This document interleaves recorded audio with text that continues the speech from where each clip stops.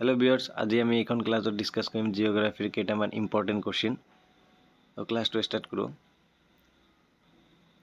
এখন ক্লাছত আমি ডিসকাস কৰিম অসমৰ কেইটামান শৃংগৰ বিষয়ে। অসমৰ কেইটামান শৃংগ আছে, শৃংগ কেইটাৰ নাম কি আৰু কত অৱস্থিত আৰু ইয়াৰ উচ্চতা কিমান, এইখিনি ডিসকাস কৰিম আজিৰ ক্লাছটোত। প্ৰথমখন শৃংগ হৈছে লাইকে। ये কত অবস্থিত? বৰাইলত অবস্থিত আৰু ইয়াৰ উচ্চতা কিমান মিটাৰ? 1959 মিটাৰ ইয়াৰ উচ্চতা। সেকেন্ডটো হৈছে থেইপিবাং, কত অবস্থিত? বৰাইলত অবস্থিত, ইয়াৰ উচ্চতা কিমান?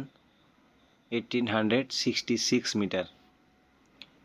নেক্সট হৈছে মহাদেও শৃংগ, ই কত অবস্থিত?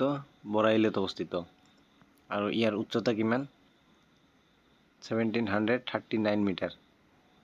সেকেন্ড শৃংগটো হল কৌকাহা শৃংগ, ই কত অবস্থিত? বৰাইলত অবস্থিত, ইয়াৰ উচ্চতা কিমান? 1736 মিটাৰ। নেক্সট শৃংগটো হল ডাম্বুকচো শৃংগ, ই কত অবস্থিত? কাৰ্বি মালভূমিত অবস্থিত, ইয়াৰ উচ্চতা কিমান মিটাৰ? 1363 মিটাৰ।